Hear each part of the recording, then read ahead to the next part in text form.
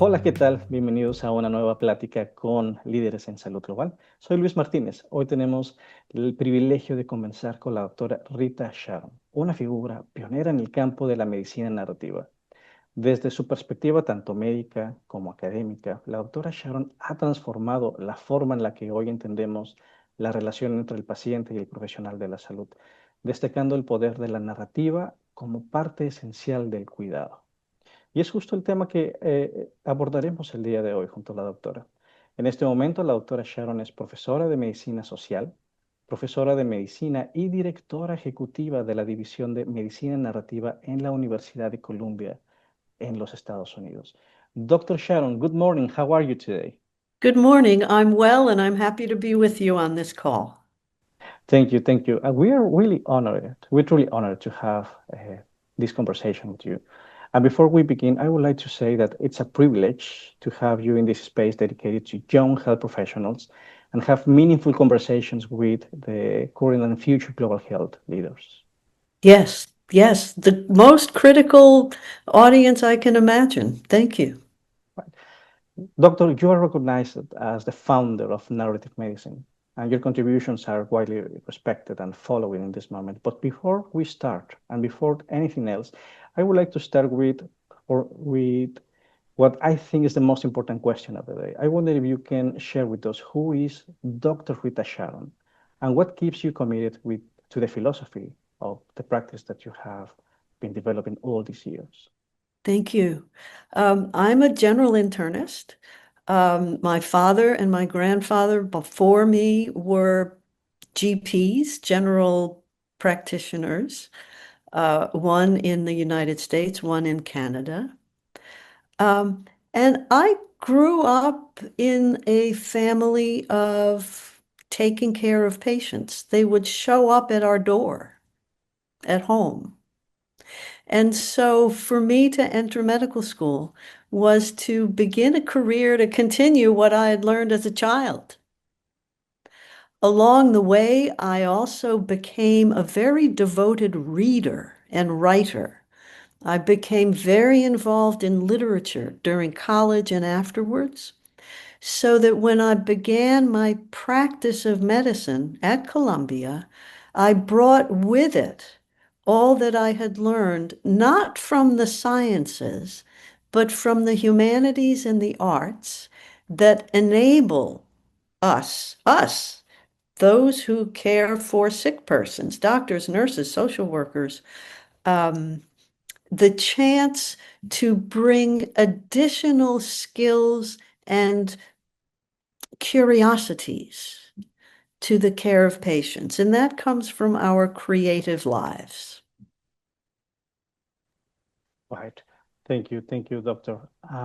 Well, narrative medicine has become an important field, but many of people and students may not be familiar with the concept. So perhaps I wonder if you could take us back to its origins. Where did this concept come from, and how do you define it today? So someone hearing about narrative medicine for the first time could actually understand what we are talking about today. Yes, in its most basic form, narrative medicine is the care of patients with a deep knowledge of who they are. Some call it patient-centered. Um, some call it attention to the life or the lived experience of patients. But our duty, our task, our challenge is to care for patients beyond the organs in their body and to take into account the lives they lead, the challenges they face, the emotional situation, the family situation, the social situation they are part of. Many physicians do this as a matter of course. Some have to be trained how. When you began shaping this field, medicine was already focused on evidence-based practice, for example. And well, in this stage, what philosophical or clinical gap were you trying to address that evidence-based medicine alone couldn't fill? Yes. Um, many decades ago, in the 1960s and 1970s, there was a movement within academic medicine in the United States and the UK to bring into medical studies aspects of philosophy, not chaplaincy, but theology, literature, and social sciences. This was quite a large national, international movement to bring the humanities and the arts in general into healthcare. Narrative medicine became a division of that, a subdivision. We don't, in narrative medicine, practice theology. Rather, we pay attention to the stories that patients can tell us about themselves, to the ways in which we can ourselves as physicians, nurses, social workers, become skilled in hearing, absorbing, interpreting, and making sense of what patients say about their symptoms or their lives. So it's practicing our own medical or healthcare discipline with particular strength in attentive listening, in allowing patients to tell us what they think we should know about them, thereby making the care we give more effective. Right. I remember that when I read part of your work, for example, you have said that patient story should be seen as first order clinical data too. Yes. So if we truly do that, how would it reshape the practice of medicine and public health as we see it perhaps in the United States or Mexico, in the western part of the world? What do you think, doctor? It these convictions alter what it is that the clinician does with a patient. It is not only a matter of doing a review of systems. I don't know if you use these labels, Yeah. but you know how the doctor will start at the top and go down. Do you have trouble with your eyes? Do you have trouble with your smell? Do you have trouble with your mouth? Do we go all the way down? And instead of beginning there, we have learned in narrative medicine, and these are part of our teaching, to say to the patient first, I will be your doctor. I need to know a lot about your body, your health, and your life. Tell me what you think I should know about you. That's where we start. What is it that I, your doctor, need to know about you in order to take good care of you? And patients will answer, some will say, well, I broke my arm a year ago and it still hurts. But others might say, you need to know that my grandson has Down syndrome and he's now too heavy for me to pick him up, and I'm his sole provider. Or another might say, you need to know about the nightmares I have been having since my brother died. I hope you understand what I mean. And I'm not sure how a translator will put all of what I'm saying into another language or captions. But I hope you can see how fundamentally such practices can change one's responsibilities toward a patient. It does not mean that the doctor becomes the social worker or the psychoanalyst. It does mean that the care of this patient's body and health is done in the context of their life.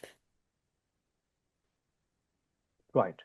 Perhaps remembering something like the basic difference between illness and disease, right? Yes, Totally. yes, yes. You've all read Arthur Kleinman Right. and many before him. Um, you know, the field actually doesn't start in the 1970s. The field starts with Aristotle and Galen. Right. And it includes many of the artists and writers who have been very engaged in questions of health, like Keats, like Chekhov, like these people who are both physicians and writers. But I hope you're getting my large picture message that narrative medicine is a means of inserting a kind of human learning that comes not from bioscience or biotechnical knowledge, but rather from the knowledge one gains from creative works, from novels, from movies, from drama, about not just the human body, but the human condition. Right. After Does just that also, make sense to you, Dr. Martinez? yes, it does. It actually does. And what I'm thinking now is I know that many places it's this learning. It's more and more often more present. It has more presence in the Western part, at least of the work that we do in the United States, in Mexico, in Latin America. But Yes. still, there are many places that they are not using this because we never learn how to do it, for example. Yeah. So, so Is there no understanding of what we might call social medicine or patient-centered care? it is, of course, all the time, but always you are. I'm not. I'm pretty sure that I can say always, but what I see in the field, what I see in the field, and what I remember for being in the hospital is like you have 15 minutes to see a patient. Yes. You Hmm. have it, and I remember to have, for example, back in time, not in this moment, but back in time, um, a set of clinical skills and was ready to look for the diagnosis. But it was really difficult in my to have the space in my mind to actually look for the patient. I mean, eventually you discover that actually not for different reasons. For example, well, the first one is once that you understand that you are in the presence of a human person, a human being, and once that you understand actually compassion, and once that you understand that disease is all it's only there is not a biological result but the result of different realities happening together, and you need that information to be empathic, to be compassionate, to be and to understand all the to have all the elements that you as a physician, as a doctor, needs to actually to provide the best advice, possible advice for one specific person, right? But it's a process that unfortunately in many hospitals, in many settings, is you have 15 minutes and you have to go to the next patient because you have 30 minutes to work with them, right? Yes. And may I ask, who says we have 15 minutes? We Sometimes. are talking about a wholesale fundamental critique of how it is that healthcare currently in many continents is practiced. Some physicians I'm thinking of in Taiwan, Korea, have even less than 15 minutes. And I don't want to break bad news to you all, but these kinds of time limits are placed for certain economic reasons as much as um, professional reasons.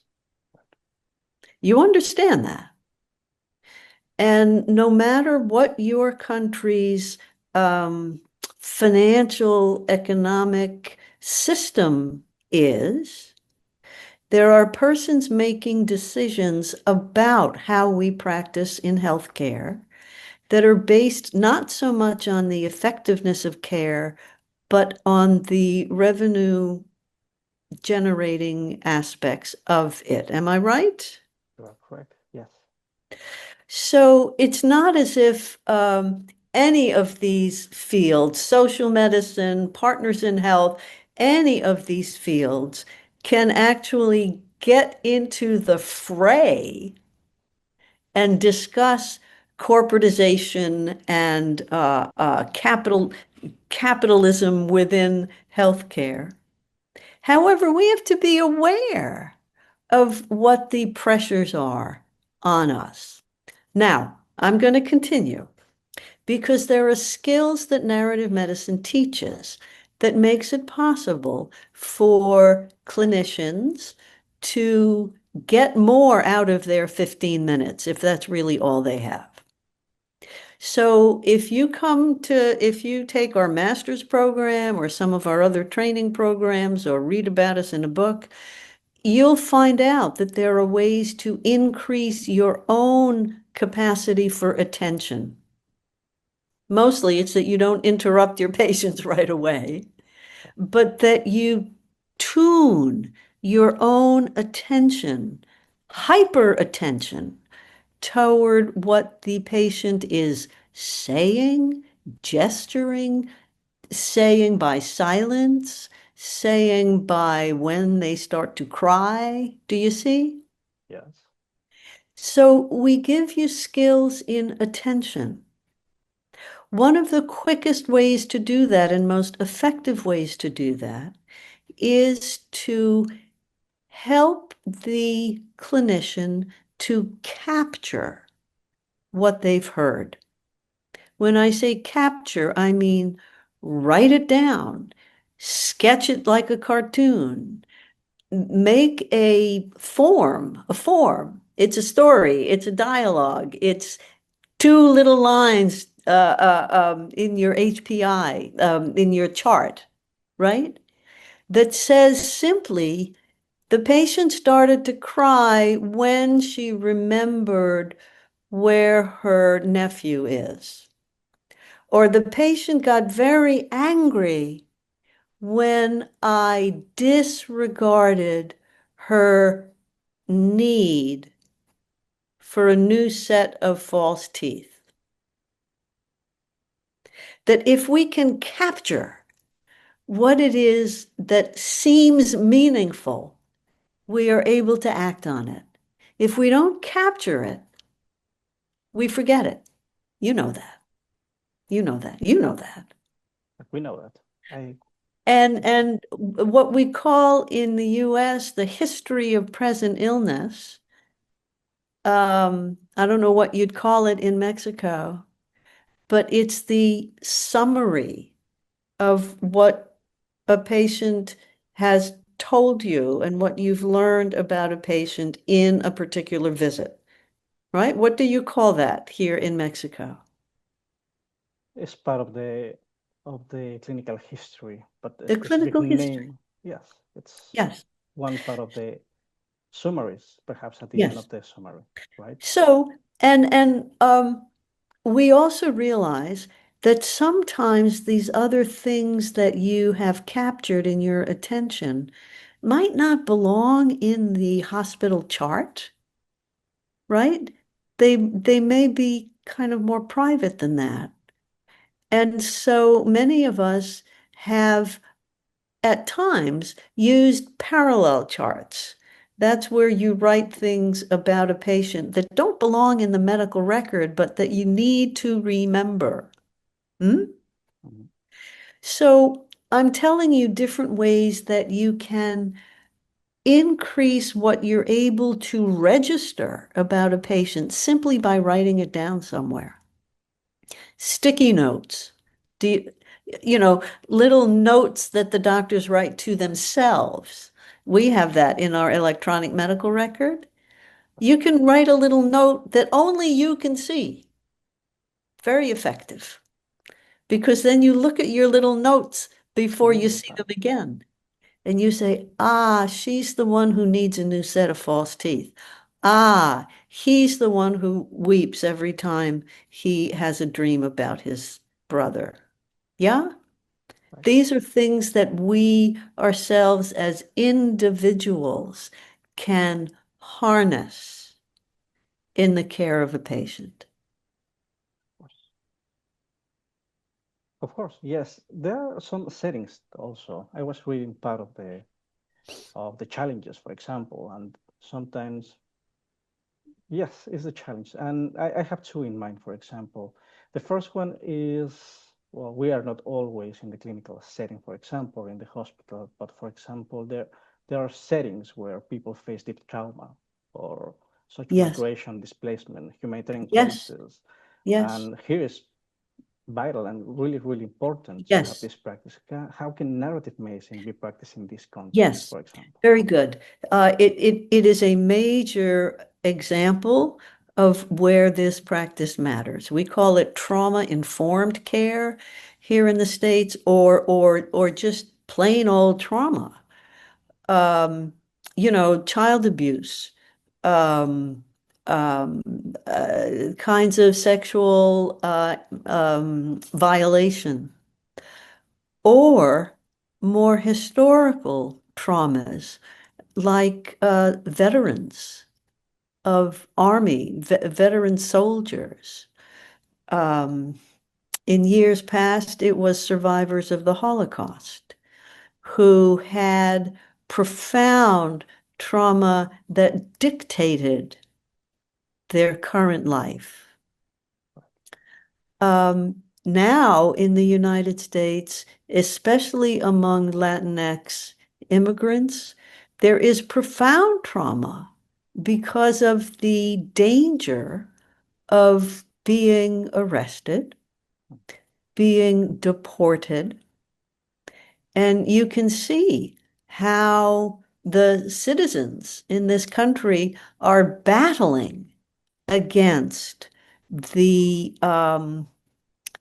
effort to capture and deport persons from other countries. You see it on your news, I'm sure. Yeah. And so many like ordinary people and even government officials have been arrested because they're trying to protect those being captured. So it's a very, very profound emergency here in the US. And no one knows how it will end. The other side of that is the work that we do in narrative medicine with particular communities, particular cultural communities. I'm doing a project now with a group called the Mexican Coalition. All right. And this is in Mexico, several other countries in Central America, and the Bronx in New York City. And my group is working with this group in the Bronx to bring cultural health assistance to the persons from the Dominican Republic, from Puerto Rico, from other South American countries, and Central American countries.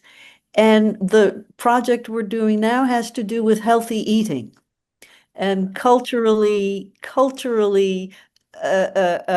enriched. We have a garden where they're actually growing some of the vegetables. We have a kitchen where they're able to practice their own culturally ethnic foods. We're even writing a cookbook. So this is a different kind of health Oh, initiative, which is very specifically using the kinds of things from the arts and the humanities. We're writing recipes in order to bring together this community in the Bronx who are otherwise being hounded by situations in our federal government.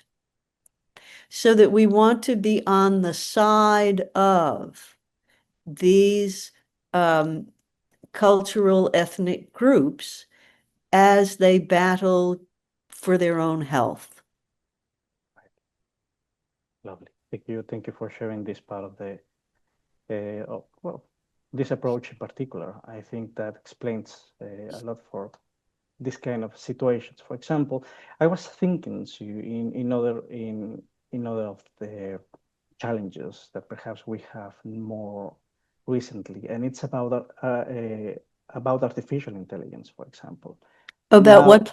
artificial intelligence. Ah, yes. Artificial intelligence now can transcribe, can No, I know. summarize, can I know. even generate complete narratives. So I wonder Yes. how artificial intelligence Yes. could contribute to narrative medicine, for example. Well, my phone call before this one was with my research team. We have been working with a AI generated developer of the medical chart record, the medical history. We are training the robots to capture those parts of the medical history that may not be technically part of a diagnostic condition. You know, I'm sure, that many of these robots, many of these um, artificial intelligence generating histories that go into your medical chart are specifically designed to exclude anything that is not biotechnically related to the diagnoses that this patient has. Right. And when I talk to those groups who do this, who create these systems, they say, "Oh no, we screen out all the chit chat. We don't give you anything in what is said by the patient that is not explicitly related to one of their diagnoses." They say that. And I say, no, no, no, we need the chit chat. Do you know what chit chat is? Is Yes. there a word for that in Spanish? Yeah. I mean, we understand the concept. Yes. Yeah. I say, no, no, no, we need to know what the patient is saying about Right. his son or his or their daughter, or maybe they're getting evicted from their apartment. I say this cannot be screened out. Right. So we are now pushing ourselves into the generation of this medical chart, training the robots what it is that needs to be included in the clinical history that is generated by these AI agent. Do you understand? Yes. Not. We want to make sure that we don't exclude AI and say, "Oh, it's a bad thing, go away." We can't do that because it's fantastic. But we have to make sure that it's doing what we need them to do. And what we need them to do is to include more of the narrative knowledge about a patient and family in the clinical history. Right. So if we get this big grant, we will be able to influence Right. what the AI systems will put into the clinical history that shows up in the chart. Of course. I think this is really important in this moment because we have to train. I mean, artificial Yes. intelligence, it's trained by humans. And if we if we continue Yes, doing the same mistakes, artificial intelligence will learn from those behaviors. So yes, this is the yes, historical opportunity to actually train. exactly right. And you tell me, how likely is it that they will be happy to do what it is we're asking them to do? The AI or the programmers, Well, the people who produce these summaries, right? we don't know. We're We don't going to know. try. Yeah, I think I think yes. The important thing is that we are creating the rules Yes, for yes, artificial intelligence so they can have the capacity to do it, right? yes. I think And that's and important. is this becoming a big force in Mexico? Yes, totally. And one of the topics that we see, for example, in Mexico around artificial intelligence is precisely the opportunity that we have to not repeat inequalities. Yes, yes, Because what we have in data, when you choose to measure something, you are always in that moment you are deciding what not to measure, correct, right? correct, And artificial intelligence will use that data and will replicate the correct. same behavior. So what you're saying is quite essential and quite important, not only for narrative medicine, but for the opportunity we have to train the artificial intelligence that actually will serve to the Yes, purpose, right? yes, yes, yes. So we have inherited a whole new set of students. And, I ask my colleagues, wait a minute, are we supposed to be training the robots? And they said, yes. Yes, They say, yes, because that is the source of the clinical histories that are then going to be read by other doctors and other nurses and other social workers who are caring for that one patient. that is right. So the influence is magnified. It is. These are the challenges. These are the challenges. Narrative medicine back in 2000, when we kind of named it, was simpler. And we were talking about bringing in um, aspects of literature and the arts and social sciences to the practice. Now it's much more complicated. Uh, uh, uh, uh, uh, it's much more influential because of these things that we have just talked about, the community parts, the necessity to really respect and recognize the cultural, national peril Right. that many of our patients are in. And now we have to work with these wonderfully time-saving artificial Artificial. engines to make sure that they are not damaging the healthcare we're able to That's give right. to patients. That's right. That is a powerful message, I think. Doctor, well, perhaps changing a little bit or the subject, as you may know, many of the listeners are actually students and young health professionals starting their careers. What message would you like to give them today? You are very, very fortunate to have grown up already in a universe of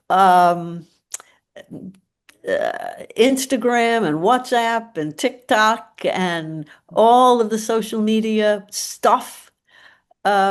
You were born with the capacity to do a literature search. You were born with facility and ways of thinking about learning, about teaching, about uh, entertaining yourself, that persons who are, over what, 30 years old have to work very hard to learn. 30, 40, I mean, when you get to 50, oh my God.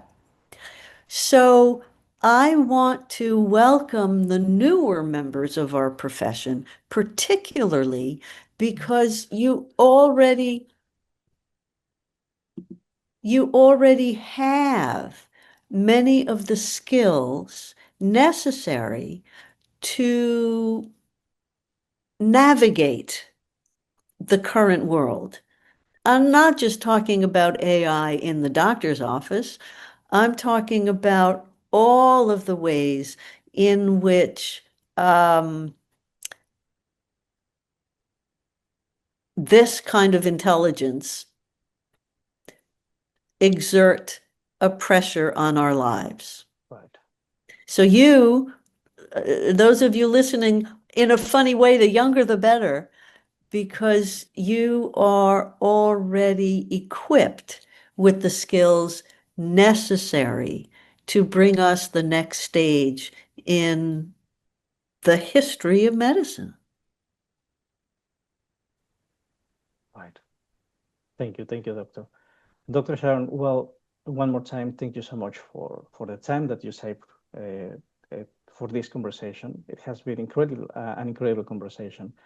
And thank you for sharing all the insights and your experience. Your work reminds us that storytelling is not just a skill, it's actually part of healing. Yes, And we're really grateful yes. for the time and this mission that you have, just spreading this important concept with all of us. Thank you for letting me talk with you all. Of course. Doctor, it's a privilege and thank you so much for your time. Thank you.